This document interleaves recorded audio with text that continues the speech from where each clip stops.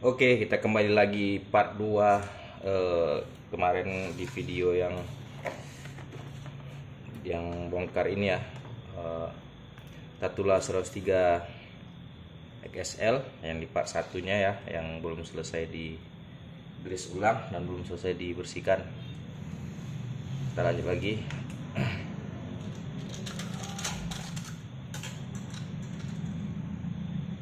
Ini saya menggunakan alat sederhana yang bisa kawan-kawan dapatkan di toko-toko retail dekat rumah kalian, yang harganya juga terjangkau. Juga saya pakai nanti oilnya ini, walaupun kekentalannya tidak direkomendasikan, tapi di beberapa bearing yang saya siram dengan minyak itu nanti bearing yang tidak terlalu pengaruh pada kelancaran perputaran spool.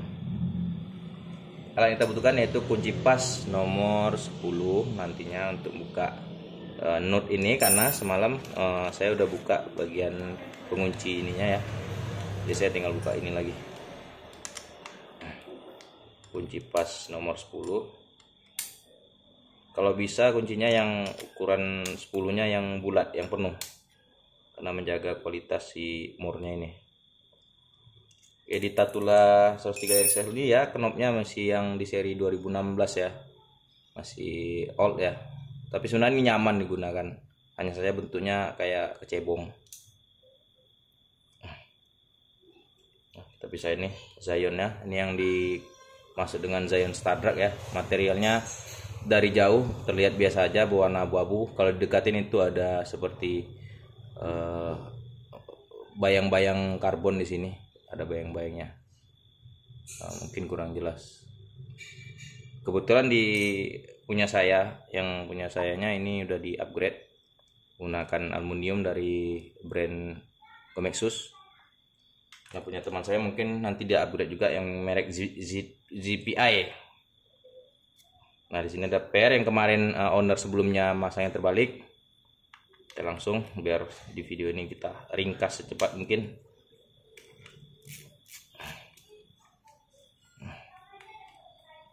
Zion ini dia materialnya ringan dan kokoh, sangat kokoh, lebih kokoh dari grafit.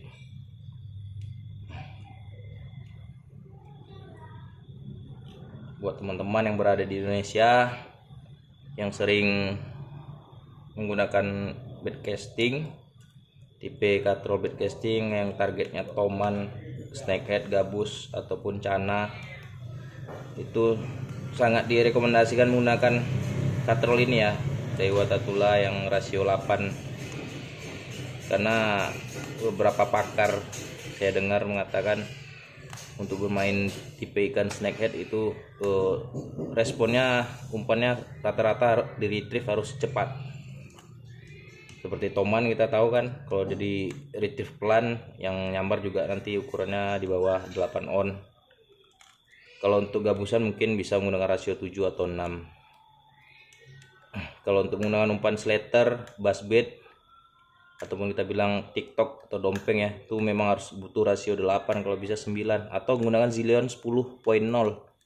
Itu lebih direkomendasikan untuk permainan toman, khususnya di daerah Kalimantan ya, yang tomannya big size semua. Perubahan rasio ini sangat terasa apabila kalian menggunakan umpan-umpan yang khusus untuk membutuhkan rasio tinggi. Bisa kita langsung lihat di beberapa katrol spinning yang teman-teman juga menggunakan katrol spinning untuk casting ya. Katrol spinning itu kan dia rasionya nggak ada yang 8, rata-rata 5, 6. Saya urut ya nih posisinya tadi, pinion gear, terus yoke di sebelah sininya. Dia nggak ada bearing lagi ya di sini, karena bearingnya langsung di sini ditempelin di tension knob. Habis itu di jeroannya sini ada spacer. Nah, spacer ini saya baru tahu kemarin dari teman saya, kalau kita ingin upgrade drag clicker, nah ini seukuran ini dia sudah pas. Jadi ini untuk spacer kan, namanya juga spacer dia untuk space ya. Di sini ada drag washer yang karbon. Nah, di sini ada washer lagi, cuman materialnya saya lihat bukan karbon dan bukan teflon juga. Nah, mungkin ini fitur yang dinamakan dengan Ultimate Tournament Drag yang dipakai oleh Tatula lainnya. Lalu ada Stardrag, ada gigi bintang di sini ya. Lalu sini ada gigi plastik. Gigi plastik ini lumayan kuat, lumayan tebal, dan materialnya nggak plastik biasa ya. Memang beda bahannya. Saya pernah menggunakan casking Zephyr ya. Saya lihat ininya beda ukuran dan ininya, ketebalannya.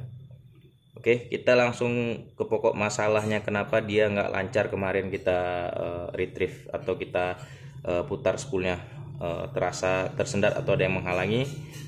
Feeling saya, asumsi pribadi saya, tuh pada bagian spoolnya kemarin lengket. Di pinion gear ini ada grease kemarin ya, ada grease yang kebetulan kemarin saya sudah sempat bersihkan sedikit walaupun belum semuanya karena saya ada urusan. Karena apa? Kalau ini ditaruh grease dia jadi macet, dia nanti ketika kita tekan tambar, nah ini kan ada pin nih di asnya ini, kelihatan nggak tuh? Nah pin ini ketika kita retrieve biasa normal, pin ini akan menyentuh si ini ketat, pinion gear memutar tuh kan, dia berputar. Kita tekan tambar, dia akan pinion gear akan berpindah posisi, didorong oleh yoke ke tengah bagian yang kosong ini. Maka kita tidak membutuhkan pinion gear di sini, dia membutuhkan beban kosong. Dia akan ditopang oleh bearing sebelah tension knob dan di sebelah set plate-nya. Oke, kita langsung bersihkan. Kebetulan cairan pembersih saya nggak ada yang mumpuni ya, cuman ini ampuh sih, efektif di sekitaran saya ada menjual ini, mudah dicari, harganya juga terjangkau, bisa digunakan puluhan ratusan kali untuk membersihkan ini. Kita bersihkannya nanti setelah diberi minyak ini ya, minyak tanah atau minyak lampu ini, kita nanti pakai ini lagi, kain lagi, kita bersihkannya nanti 2 kali. Habis itu di bagian main gearnya kemarin pas pertama saya bongkar itu penuh dengan grease. Saya nggak tahu owner yang menggunakan grease merek apa, yang pastinya OZ-nya tidak sesuai untuk main gear ya, terlalu tebal. Sementara grease yang direkomendasikan oleh pabrikan ternama untuk main gear yang giginya kecil-kecil gini, rapat gini, dia menggunakan smooth grease. Bisa kita lihat yang smooth grease digunakan Daiwa itu warna putih biasanya, atau Venom juga warna putih. Kalau untuk gear-gear besar seperti gear spinning atau Paul atau worm shaft, itu bisa kita gunakan gear grease yang biru atau yang putih. Oke.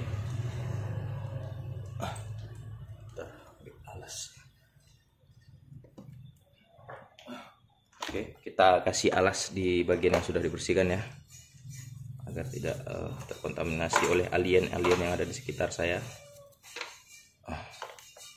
Oke, nanti kita gunakan grease ini ya dari Revlin. Setelah itu karbon raknya ini kita bersihkan juga, karena kalau dia terlalu banyak grease itu performa dia ketika brake atau braking nanti akan berubah ya. Seandainya kita terlalu licin, nanti dia yang harusnya beban dia menanggung 6 kilo, dia akan berkurang, dia akan berputar. Ketika menemukan perlawanan 6 kilo tadi nggak sepadan, itu pengaruh ya. Jadi jangan terlalu over pada bagian washer. Setelah itu yang bagian washer yang ini ya, yang oranye, kita bersihkan. Ini minyak ketemu minyak ya, cuman minyak yang satunya ini lebih encer. Jadi untuk membuang minyak ini kita gunakan minyak tanah atau minyak limbah. Nah ini kita lap nanti dengan kain. Selama ini saya menggunakan minyak tanah untuk membersihkan karena saya tidak ada cairan khusus untuk membersihkannya. Begitu juga dengan gigi bintangnya. Lalu pinion gearnya yang tadinya ini, nah pinion gear kita rendam beserta dengan one way. Setelah itu bearing yang ada pada spool main as kita rendam, karena di dalamnya ada grease, terindikasi grease yang agak kental, jadi perputarnya terasa nyendat. Lalu kita bongkar di bagian ini, di bagian apa namanya ini, bagian yang rumah yoke-nya ini, yang tempat dudukan yoke-nya ini kan ada bearing satu. Nah ini pengaruh pada kelancaran kita ketika nge-retrieve. Kita bongkar, kita rendam. Biasanya setelah saya rendam, saya akan bersihkan dengan kompresor angin. Kebetulan kompresor angin saya sedang tidak berada di rumah, jadi nanti teman saya coba tiup-tiup sampai bengek menggunakan angin manual.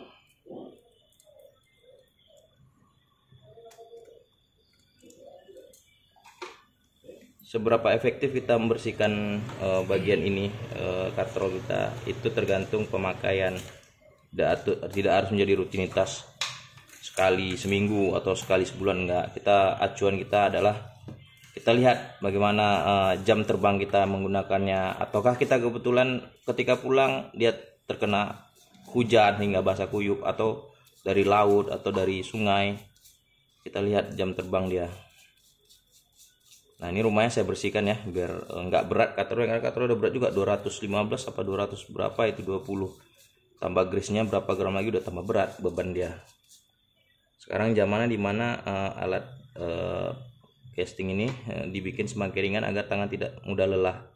Sepertinya ini harus kita bersihkan. Cuman teman saya request bodinya nggak boleh kena bagian minyak ini, tapi saya sikat aja lah ya. Nah, teman saya aja orang Tembung dia, supaya enak gitu kan. Tuh kuning tuh, nah tuh terasa tuh TWS-nya ada kayak noda yang udah berapa bulan nggak dibersihin sehingga warnanya jadi coklat ke kuning-kuningan. Oke, kita pindah posisi. Nah, sebelumnya katrol ini dibeli teman saya second atau bekas dari toko online, dan kondisinya masih cukup baik dengan harga yang sangat murah. Saya sampaikan kepada owner yang jual, Anda rugi sekali menjual katrol ini kepada teman saya. Lebih baik Anda jual kepada saya kemarin. Nah, di bagian ini kemarin ada den ya, ada den atau ke catnya ngelupas, karena itu biasa pada bodi aluminium. Teman-teman jangan heran nanti mempunyai katrol mahal tapi kok bagian catnya sudah ngelupas. Karena apa? Mereka menggunakan bodi utamanya itu aluminium. Aluminium kalau dicat ya nggak bisa tahan, tapi keunggulannya adalah dia tahan terhadap tumpuan yang berat atau terbentur.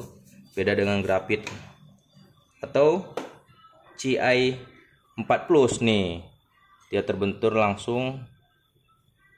Mana kemarinnya nih, kelihatan nggak tuh, dia ringan kuat, tapi kalau terbentur pastinya langsung kejadian. Oke, bearing udah semua, bagian ini juga. Oke, nah ada yang spesial nih di Daiwa Tatula 103 XL ini, beda dengan penerus sebelumnya. Di penerus sebelumnya saya lihat cover body dan set covernya itu tidak ada rumah-rumah seperti ini. Tuh, tidak ada rumah-rumah seperti honeycomb ya atau sarang lebah. Tuh lihat, dia tidak polos. Dia ditambah kekuatan lagi dengan adanya rumah-rumah lebah seperti ini ya. Tuh kelihatan nggak tuh? Tuh berbeda dengan Tatula JDM atau Tatula seri Elite atau Tatula seri lainnya, itu nggak ada seperti ini. Ini memperkuat si rumah ini. Selesai. Nah, ini owner sebelumnya udah upgrade menggunakan keramik ABEK 7 yang warna oranye. Saya sudah sampaikan sebelumnya bahwasanya keramik ini hybrid keramik, bukan keramik bearing ya, hybrid. Dia tidak seperti keramik bearing zirconia yang warna putih. Sebenarnya apanya yang asli, bearingnya asli lebih baik, masih lebih kualitasnya masih lebih unggul daripada yang ABEK 7 nih. Dia sudah support beberapa bagian itu keramik, dan dia rumahnya terkunci sehingga jauh dari kemungkinan untuk kemasukan air. Nah, dua-duanya nih keramik bearing malah diganti sama yang warna orange. Nanti kita akan upgrade. Setelah itu semua dibersihkan, kita masukin.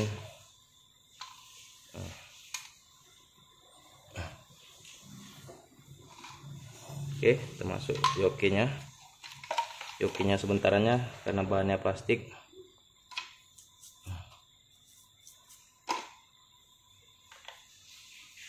Selesai. Kita lihat di bagian tambarnya. Nih, saya ada heran di sini kemarin. Tambarnya sebenarnya kalau udah dibuka bodinya itu lancar, tidak ada kendala. Tapi ketika bodi dipasang itu terasa agak berat, berbeda dengan seri yang saya gunakan atau brand atau unit yang saya gunakan. Itu lumayan nyaman ya, walaupun termasuk keras dari katrol lainnya, tapi lumayan nyaman dia. Pause. Oke, kita lanjut. Pertama kita bersihkan main gearnya menggunakan kain agar grease sebelumnya itu sudah luntur sepenuhnya. Kita bersihkan menggunakan kain ya. Nah, yang sudah bersih saya posisikan di atas dekat ponsel saya. Setelah itu spacernya saya bersihkan.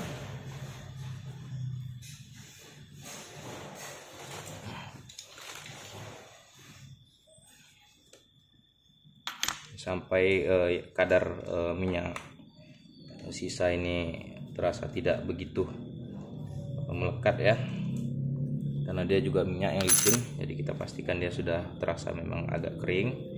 Termasuk ini washer ini kalau bisa sekering mungkin, karena tugas dia nanti menjadi rem ya.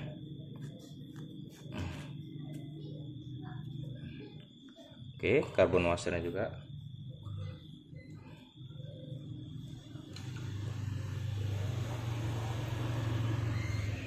Kuping aku dalam yang besar. Oke, spool, asnya, pinggiran bibirnya. Nah, saya mau ini sedikit ya, saya bercerita tentang SV spool yang digunakan Daiwa ini, termasuk fitur khusus yang saya rasakan sangat-sangat membantu saya dalam bermain umpan palsu ya. Karena dia tipe spoolnya tidak terlalu dangkal, tidak terlalu tinggi. Jadi cocok untuk umpan-umpan menengah yang seperti kita dapat di Indonesia sekarang ini, umpannya antara 4 sampai 8 gram rata-rata untuk ukuran ikan yang sedang di lokasi-lokasi yang masih ramai masyarakat ya. Nah, SV spool ini ada kap induktor di sininya yang akan bergerak tuh. Dia akan bergerak ketika laju spool tidak sepadan dengan lecutan umpan ya. Akan bergerak keluar dan dia akan masuk ke rumah rem magnetit di sini yang disebut dengan mag force seperti ini. Nah, sangat efektif ya, karena tidak terlalu kuat remnya, juga tidak terlalu lemah, jadi sangat cocok untuk umpan menengah. Dan dia menggunakan aluminium 7075 ini aluminium yang kuat di atas 6061 kalau nggak saya. Dia kuat, ringan, tapi mudah oblak kalau mendadak dapat impact tak gitu, misalkan dia langsung rompal, ompong kita bilang ya, oblak atau sompel. Oke, spoolnya udah taruh di atas. Setelah itu yoke-nya. Oke, nah saya kasih informasi penting, yoke-nya sudah dilapisi dengan plat di sini, dan platnya bukan kaleng-kaleng seperti plat yang kita modif-modif biasanya. Ini sudah plat pabrikan yang ketahanan lebih kuat, lebih tahan lama ya. Setelah itu tension knob, sekalian bersih-bersih. Oke, bodinya juga. Memang lebih ini ya, lebih leluasa membersihkannya menggunakan angin ya. Jadi dia sekaligus terangkat, bukan hanya dilap tapi sekaligus terangkat oleh angin ya. Nggak apa-apa lah, kali ini kita bersihkan menggunakan kain, di lain hari kita akan bersihkan dengan alat yang lengkap. Buat teman-teman di Pekanbaru khususnya yang juga ingin membersihkan katrolnya, bisa datang langsung ke base campnya Rio Sport Fishing ya, di Jalan Sukakarya. Tidak dipungut biaya sepersen pun, modal surya kecil sebungkus.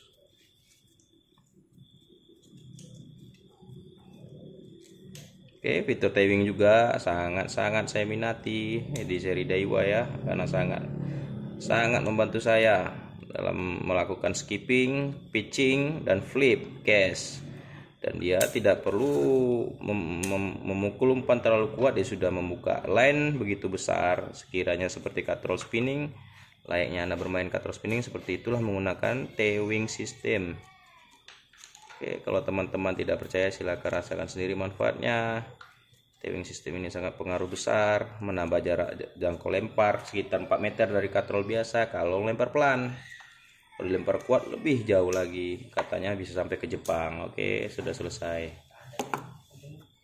Orang sebelah ada udang besar, lagi beres-beres dia tuh, apa tuh lagi. Oke, rumahnya kita bersihkan juga ya. Nah, ini ceritanya, nanti bearing ini mau diapain kita belum tahu. Yang pastinya kita pasang dulu. Apakah benar asumsi saya tadi bahwasannya dia tidak nyaman karena ada grease yang berlebihan? Kita pastikan dulu ya.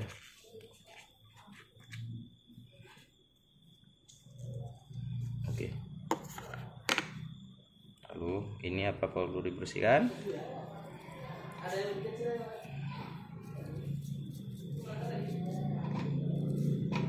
sudah. Nanti kita tiup agar keluar ya cairannya, karena itu menghambat laju bearing. Kita hanya ingin membersihkan kotoran, bukan ingin merubah performanya. Kita simpan dulu. Setelah itu oke, Kronak hanya menonton. Kronak sedang menonton, karena kita akan memindahkan part Kronak ini nanti ke Tatula, karena part sebelumnya itu ada ini ya, ada Gomexus yang warna merah, akan kita pindahkan ke Tatula yang baru kita ini ya, pinang. Oke, selanjutnya kita bersihkan nih bagian-bagian penting nggak pentingnya dia sih. Walaupun nggak ada one way dia juga bisa mutar, tapi penting ya one way ya. Walaupun nggak ada bearing juga bisa mutar, seperti katrol dahulu kala dia nggak ada bearing bisa berputar. Hanya saja cepat aus, hanya saja dia tidak lancar, tidak lembut seperti zaman sekarang yang sudah menggunakan bearing. Bearing juga ada kelasnya, NNB hybrid, NNB yang ori atau NNB-an, hybrid keramik, micro bearing, itu ada banyak bearing. Kebetulan kita gunakan ini NNB biasa. Kemarin Wak ngajari aku konten ini bagian ini ya, clicker pada start. Setelah itu pernya, lanjut ke bagian rumah pernya, lalu ke nutnya, lalu bearing kedua pada aspul. Oke, kita lihat tuh, ada bearingnya sudah mulai lancar, tidak seperti sebelumnya dia sangat tersendat karena grease-nya terlalu banyak. Sedikit informasi lagi, kebanyakan pengguna Daiwa di seluruh dunia itu mengeluhkan suaranya yang kasar, seperti seolah baru sebulan penggunaan sudah rusak atau bahannya materialnya tidak bagus. Padahal suara kasar itu dikarenakan faktor pinion gearnya yang tidak support double bearing, dia hanya ditopang oleh satu bearing, dan giginya terlalu besar dan tebal. Lihat, saya pernah bongkar beberapa katrol tidak setebal ini dan tidak serapat ini ya gigi main gearnya. Inilah penyebab dia seorang jadi kasar. Oke, kita lanjut ke part-part kecil lainnya. Nah ini pernya juga nggak per biasa. Saya juga pernah bandingkan dengan merek Casking dan Rapala, itu tidak seperti ini. Kualitasnya ini lebih kuat dan lebih tebal pernya, karena dia menopang yoke yang akan membuka untuk si T-wing sistemnya ya. Mereka menggunakan per ini sedikit lebih tebal dan lebih besar.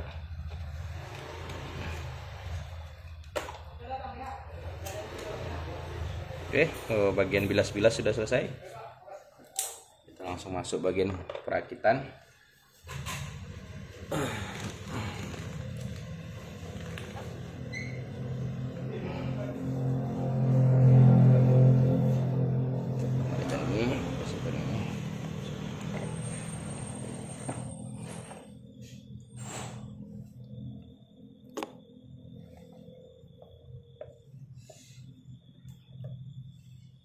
Selanjutnya kita mulai memasang bearing pada bagian pinion gear. Sudah lancar, kita bisa dengar. Nah ini pengaruh, nanti berpengaruh besar pada saat kita meretrieve ya. Kalau dia nggak lancar itu terasa tersendat. Setelah itu kita pasang penahan penguncinya di sini, dan sekaligus as untuk yoke-nya di sini ya. Rumah dia berdiri, yoke-nya nanti situ. Lalu kita pasang obeng saya tadi mana ya, obeng. Oke, obengnya di sini.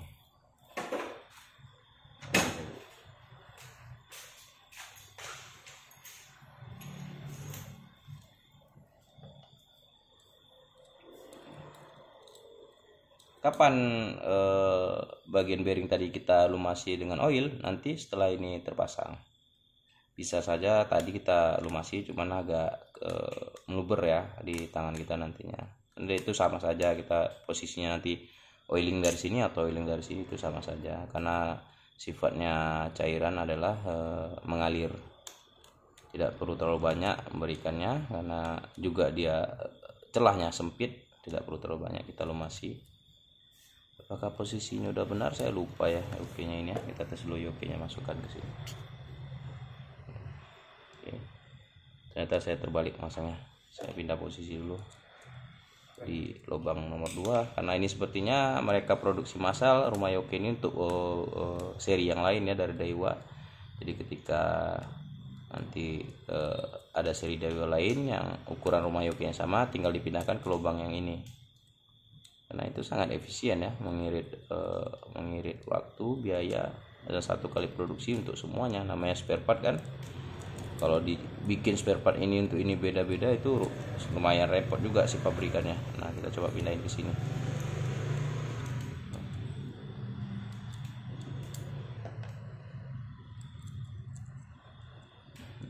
Banyak yang mengeluhkan Daiwa Tatula ini terasa kasar ketika di retrieve, terasa susah untuk dikontrol. Itu semua bukanlah kesalahan dari pabrikan ini ya,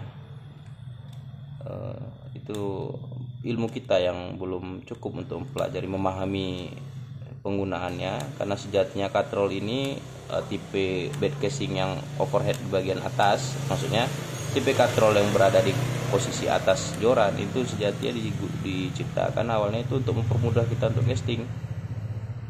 Contohnya salah satu fiturnya perbedaan bed casting reel dan spinning reel, yaitu ketika menggunakan umpan yang kalau di Indonesia dulu lebih terkenal dibilang jaws atau geol atau bubble lure atau dizzy lure atau sejenis umpan lainnya. Itu kalau menggunakan katrol spinning, joran spinning itu actionnya tidak sesempurna katrol bed casting ya, karena bed casting tipe pemutarannya itu ke arah belakang stabil, benangnya hanya bergerak kiri kanan. Tapi kalau ke tipe spinning, benang itu akan begini-begini, mengakibatkan pergerakan geol tadi tidak sesempurna pada katrol bed casting. Kebanyakan lure maker ada yang paham di situ, tapi menurut saya 70% itu tidak paham kenapa actionnya itu dibeli konsumen mengatakan itu gagal actionnya karena di situ penggunaan katrolnya tidak tepat. Oke, sudah. Kita tes yokinya lagi. Lalu apakah katrol bed casting lebih handal dalam mengcover perlawanan ikan? Tidak juga, karena itu tergantung dari bagaimana kita memainkan break. Sejatinya kalau untuk di danau, rawa-rawa ataupun kanal-kanal sawit seperti Riau, itu katrol bed casting itu lebih handal ya. Tapi kalau untuk di laut yang banyak angin sepertinya tidak worth it ya, tidak cukup bermanfaat. Lalu sebentar, saya ingat-ingat lagi, kita coba lagi pasang spoolnya kembali agar bisa memposisikan posisi pinion gearnya itu presisi. Karena cuman itulah cara terbaiknya untuk masang pinion gear. Sudah berapa trik yang saya coba lakukan masang pinion gear ini, ketika bodi sudah dipasang dia tidak presisi. Karena apa? Dia belum terjaga posisinya. Oke, Daiwa Tatula ini kebetulan menggunakan pengunci side cover masih cara lama ya. Dia harus di ini dulu, baru nanti diputar ininya. Tapi kita belum kunci dulu. Kita masukkan dulu pinion gear. Nah, tuh posisinya kan belum pas.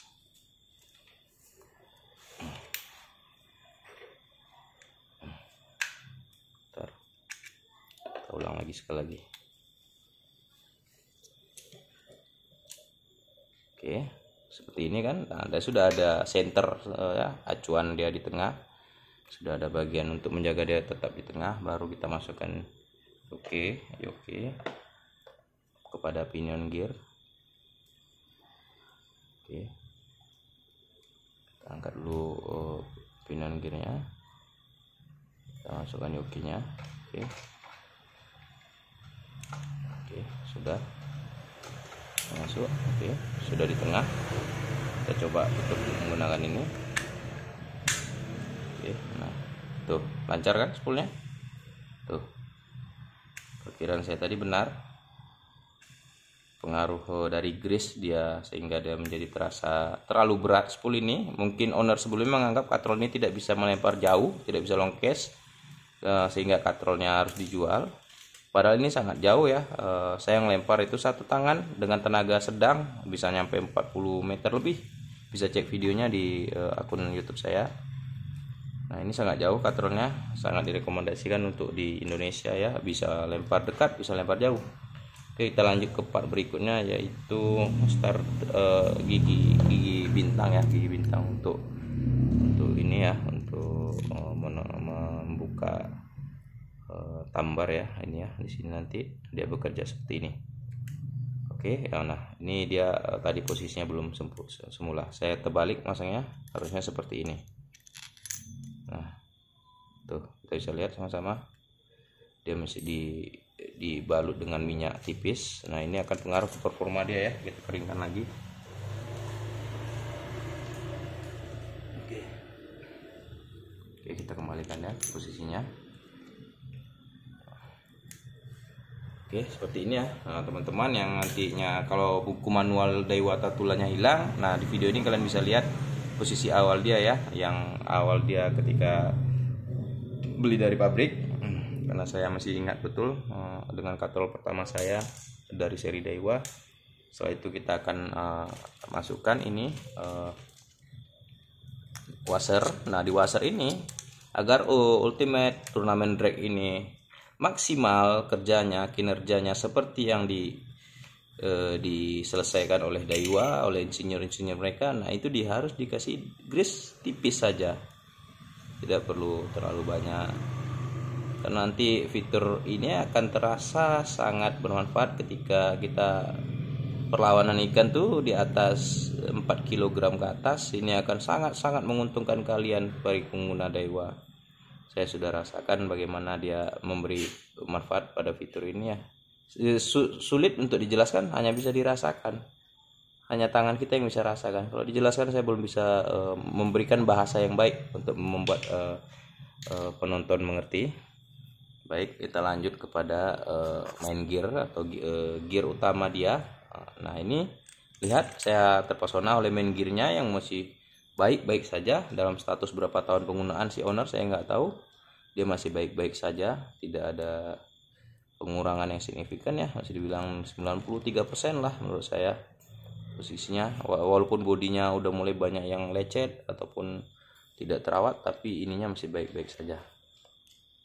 Nah kita bisa lihat disinilah harga tadi menjawab kenapa dia bisa harganya sekian juta, padahal fiturnya tidak begitu wow sekali seperti Antares DC. Kita lalu masukkan ini karbon washernya, kita akan posisinya terbalik.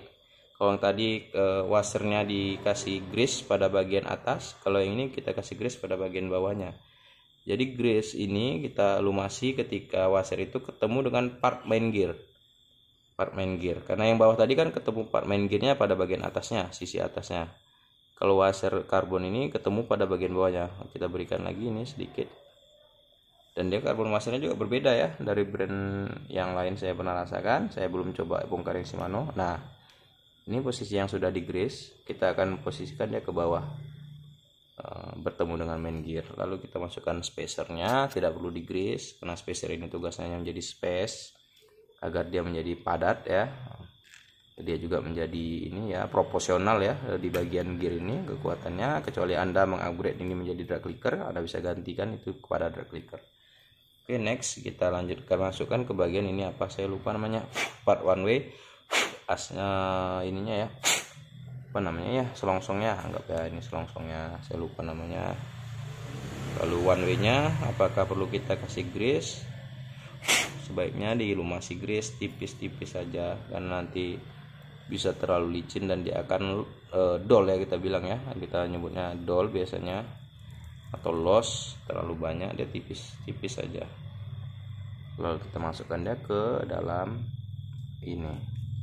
Oke, setelah dia arahnya ke depan mengunci, berarti itu sudah benar tuh, berarti itu sudah benar. Lalu part berikutnya, tahap berikutnya kita grease ulang pada bagian main gear keseluruhan. Bagaimana kadarnya supaya kita tahu itu tidak ketebalan adalah dengan cara memutarnya sebelum menambahnya. Kita putar dia dulu sebelum menambahnya, jangan buru-buru dipadatin, jangan buru-buru ditambah lagi. Kita coba putar dulu sebelum kita tambah, kita putar dulu. Kita nanti lihat dari sini, kita lihat pada pinion gearnya apakah sudah meluber. Oh, ada teori lagi nih dari beberapa pemancing laut, teman-teman pemancing laut. Khususnya untuk mancing laut itu berbeda ya tipe grease-nya ya. Grease-nya itu berbeda, jenisnya juga berbeda, dan tipe membalurnya juga berbeda. Nggak perlu tipis, dia harus tebal karena menghindari resiko dia ini ya terkena air laut. Dengan adanya minyak grease ini dia akan menolak kembali. Itu sih teman saya yang cerita mancing laut. Nah, tuh ada bagian tadinya saya kelupaan kasih grease, yaitu bagian gigi plastiknya ini. Kita bisa grease di bagian ini. Tuh, kita lihat. Bagaimana dengan sisi satunya? Apakah di grease juga? Harusnya iya, tipis saja. Tapi kalau seperti ini juga teorinya bisa juga diperhatikan ya. Di bagian pasangan gearnya juga bisa kita taruh. Nanti dia akan membasahi gear lainnya. Sama saja gitu. Apakah lebih awet dan mana ininya? Menurut saya lebih awet kalau dia di grease di dua sisi. Tapi ini sama aja kalau untuk bagian di plastik, terkecuali pada katrol spinning ya, itu memang harus lebih baik sepasang. Nah, sudah. Nah, ini rekomendasi untuk katrol bait casting, gunakan grease yang seperti ini ya, untuk gigi yang kecil-kecil atau rapat-rapat. Lanjut ke part berikutnya, kita tutup set covernya ya. Covernya. Sebelumnya kita pasang dulu pernya. Per ini yang nantinya berfungsi untuk mengembalikan yoke ke posisi semula. Nah, di sini khususnya dari Watatula, di sini dia memberikan lubang port untuk kita antisipasi, atau saya nggak tahu ini tugasnya apa. Di sini diberikan grease di pada bagian ini. Entahkah itu fungsionalnya gimana, saya nggak bisa jelasin. Yang pastinya saya beli dari awal memang posisinya dia sudah ditaruh grease oleh Daiwa di situ. Lalu kita masukkan, kita sesuaikan dia kepada main shaft dan posisi spool spool. Setelah itu kita intip dulu ya, jangan buru-buru di skrup, jangan buru-buru dibaut. Kita intip tuh pada bagian per yang tadi dekat pinion gear. Kita pastikan posisinya tidak miring atau tidak ke samping atau tidak jatuh ya, karena bahaya itu kalau jatuh nanti main gearnya malah gigit si per itu kemana-mana. Setelah itu kita pasang kembali skrupnya, screwnya kita screw in ke dalam. Saya mengingatkan bahwasannya bagian set cover pada sebelahnya ini berbahan grafit atau mungkin ABS, saya nggak tahu. Yang pastinya bukan aluminium ya bagian ininya. Nah, ini aluminium. Kita putar ini sampai seberapa kuat pun dia akan tetap mengunci, tapi bagian ininya lemah. Jadi kalau begitu sudah mentok, jangan dipaksa. Kalau bodinya aluminium itu kuat untuk menahan ulirnya ini ya. Sampai berapa kalian sanggup memutar dia akan ngikut terus. Cuman karena bahan ininya berbahan yang lebih lembut atau tidak kuat, jadi hati-hati jangan sampai terlalu kencang karena bisa menyebabkan retak atau pecah pada bagian set cover.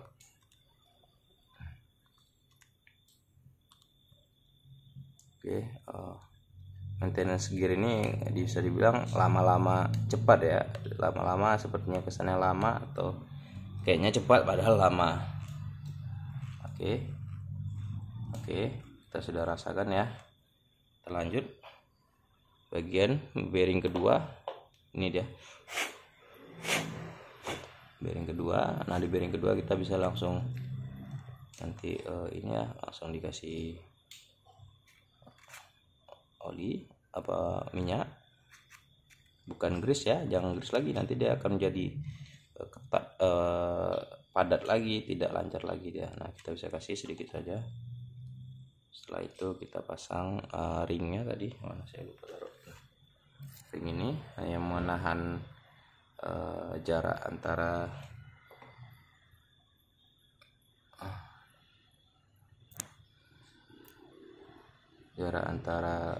ini ya, clicker sama bearing. Setelah itu kita masukkan ini ke arah berlawanan searah jarum jam. Berlawanan arah jarum jam. Oke, nanti bisa kita ketatkan. Oke.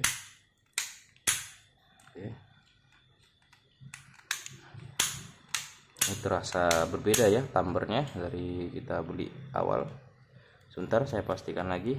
Saya merasain ketika bodinya set covernya dibuka dia lancar, tapi ketika set cover dipasang dia sedikit keras. Saya pastikan lagi di mana ini ya. Tadinya sudah normal ya, tidak terlalu keras. Saya kurang tahu di mana ininya permasalahannya, karena tadi saya mencari masalah utama adalah spoolnya yang tidak berputar dengan lancar. Kita buka ulang, kita bisa bersabar dalam hal ini untuk beberapa menit. Pada bagian tambar dia terasa begitu kaku. Oke, kita bisa rasakan di sini kan. Tuh, dari suaranya kita tahu. Nah, ada perbedaan yang signifikan ya.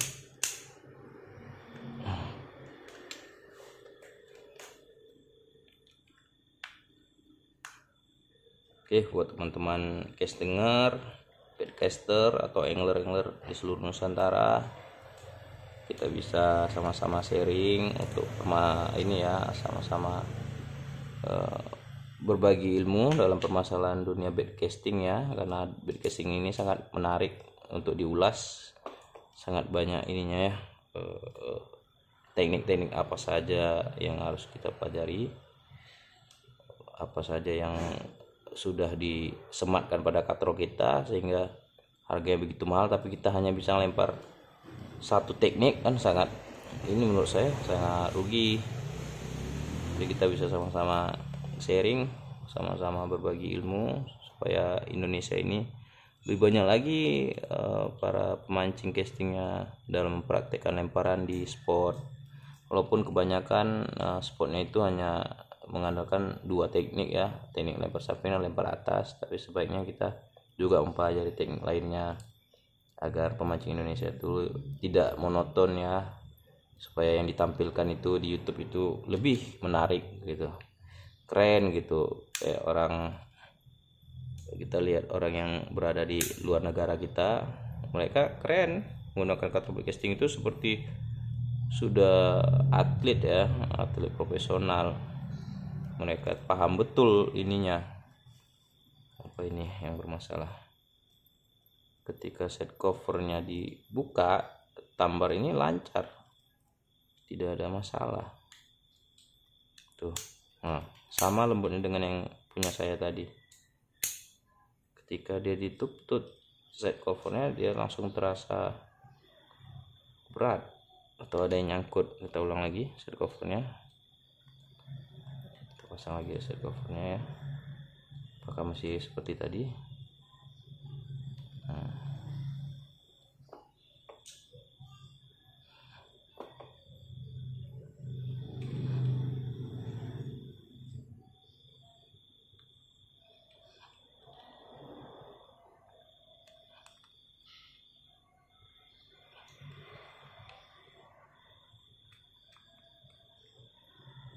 ini kalau dikasih judul supaya menarik, Dewa Tatula crash, Dewa Tatula rusak gitu kan, nonton langsung senang gitu melihat barang-barang rusak gitu. Nggak boleh sebenarnya ya, kita kasih judul yang belum jelas kebenarannya, walaupun tujuannya hanya sensasi, menarik penonton.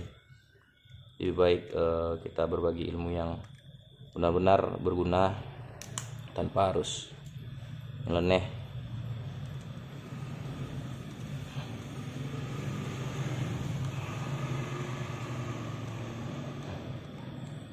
Di bagian dratnya juga masih sangat fresh ya, seolah-olah ini seperti hanya baru dibongkar sekitar 8 kali. Saya rasakan seperti seolah-olah dibongkar hanya baru 8 kali selama digunakan oleh owner sebelumnya. Sangat masih fresh ini. Dalam arti kata, karena saya sering maintenance ini ya, Dewa saya mesti ingat rasa menyekrupnya ini bagaimana, itu berbeda jauh sama yang sekarang saya buka ini.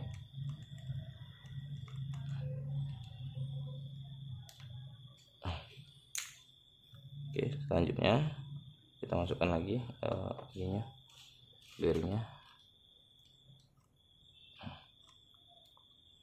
Nah, saya heran sama bearing ini kenapa tidak padat. Harusnya dia sama tingginya sama set cover ya, tapi yang ini tidak padat, dia masuk ke dalam. Lalu selanjutnya kita pasang ini.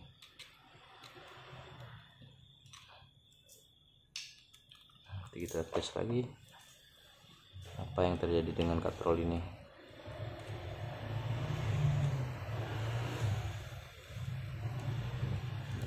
Kita sudah maintenance, kita sudah cek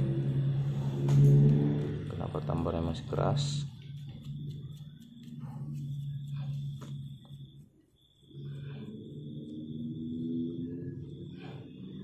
Lalu pernya, lalu Zion Stardragnya, lalu handlenya sementara kita tes satu sisi. Oh, kita baru ingat handlenya sedang dirakit ya, ininya knopnya. Saya akan coba handle cadangan saya.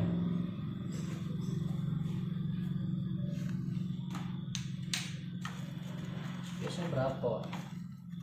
Ribuan spesial berapa? Apa? Spesial apa? Spesial ringnya. Aku pakai tunggu biar khusus saya dulu, disalah aku. Oke, kita pakai handle cadangan saya yang lama ya, karena handle ini sedang diganti knopnya oleh teman saya. Kita coba dulu apakah sudah lumayan ada perubahan dari sebelumnya dengan spoolnya, perputaran spoolnya yang tadinya agak nyendat atau berat.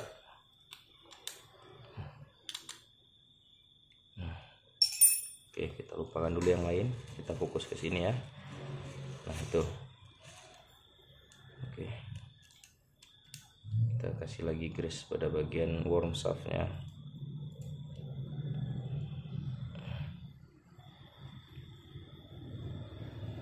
Untuk bagian worm shaft boleh dilumasi grease banyak ya, karena memang dia bagian paling rentan dari katrol tipe bed casting ini ya. Paul dan worm shaft itu paling rentan, paling duluan dia aus, paling cepat dia ininya duluan rusaknya ya, kalau kita bilang cepat dia diantara dari bahan part-part lainnya dia paling cepat rusak. Oke, sekarang kita melihat Tatula dengan knop yang manis ya, lucu, walaupun ini masih kekecilan dari yang dikonsepkan, tapi saya merasa saat ini kita hanya butuh memastikan apakah spoolnya sudah berjalan dengan normal. Oke, ini masih menyendat ya ininya. Tuh spoolnya sudah normal, sudah lancar kembali, tidak seperti yang sebelumnya kita beli dari pertama pembelinya ya. Tuh sudah normal. Oke, untuk bagian spool sudah selesai permasalahannya. Sekarang pada bagian tambar, saya belum tahu ini kenapa dia masih terasa berat ya, atau karena per dalamnya itu terlalu ini ya, terlalu tebal ya. Saya juga belum bisa pastikan. Oke, ini kalau spoolnya sudah seperti ini mutarnya itu lempar soft rock 6 atau 7 gram itu di atas 40 meter biasanya kalau sudah seperti ini lancarnya. Biasanya saya menggunakan setelan ininya ya, info tackle saya yang selama ini saya gunakan itu. Kalau untuk umpan rumbai-rumbai saya menggunakan rem di nomor 4 kalau ada rumbainya, tapi set terakhir saya gunakan rem nomor 2. Ini saya trip terakhir saya ketika pergi memancing, saya menggunakan rem nomor 2 dengan umpan 6 gram soft rock seukuran 4 cm kalau nggak salah saya, atau 3,8 cm segini, saya nggak ingat.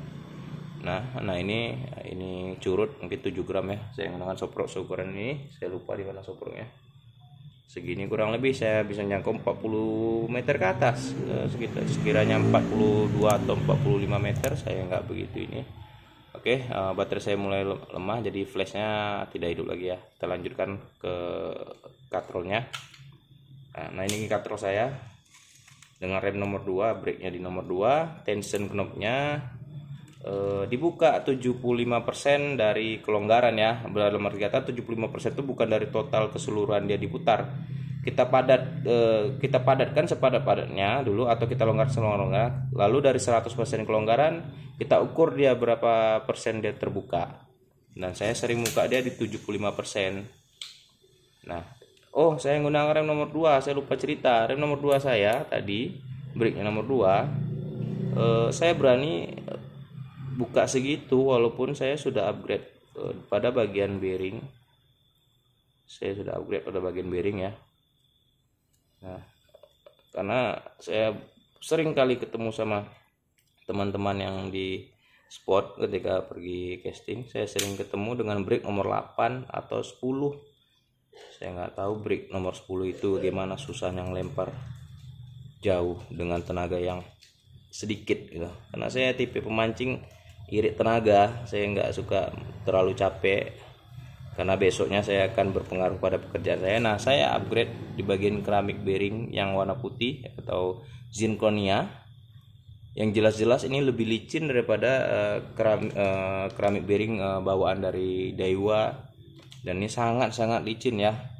Bisa-bisa kalau nggak terbiasa dia selalu backlash benangnya, tapi saya masih berani menggunakan rem nomor 2 karena alasan ketika saya rilis umpan sebelum jatuh, jempol saya sudah menjadi rem cadangan ya. Saya selalu menggunakan jempol saya untuk rem cadangannya. Bisa lihat lemparan saya di video saya yang saya posting di akun YouTube saya.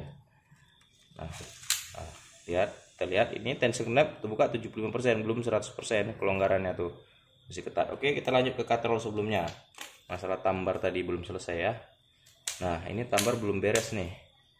Apa kendalanya? Apakah di per ataukah di mana? Saya belum tahu. Mungkin di lain kesempatan kita akan coba bongkar. Karena mengingat baterai ponsel saya sudah mulai habis ya. Nah, kita akan mendengar suara yang nggak biasa ada di katrol lainnya ya. Ini memang kasar dari Daiwa seperti ini. Ada yang bilang karena tidak support double bearing pada pinionnya. Ada yang bilang ininya sudah aus, padahal dari awal beli dia juga sudah kasar. Dari awal beli dia sudah kasar sebenarnya. Keras banget ini apanya, tambornya nih. Karena punya saya awalnya kerasnya nggak begini kali ya, nggak terlalu begitu keras kali, dia ditekan masih wajar, masih normal aja sih. Karena tadi saya herannya ketika bodinya dibuka, setplate dibuka, dia lancar, ringan, ditekan gini dia ringan. Ketika sudah pasang set plate-nya atau set covernya ini langsung terasa berat. Nah, bagi kalian yang tahu permasalahannya bisa bantu saya dengan menulis komentar, karena saya belum menemukan di mana letak kendalanya, biar saya selesaikan pada Daiwa ini. Oke, sekian dulu video dari saya tentang maintenance Daiwa Tatula beserta embel-embel lainnya. Semoga bermanfaat bagi kalian menggunakan katrol yang sama. Kalian bisa buktikan seberapa jauh lemparannya dengan mengukur jarak lempar agar kita tahu kemampuan katrol ini di mana. Oke, sekian dulu.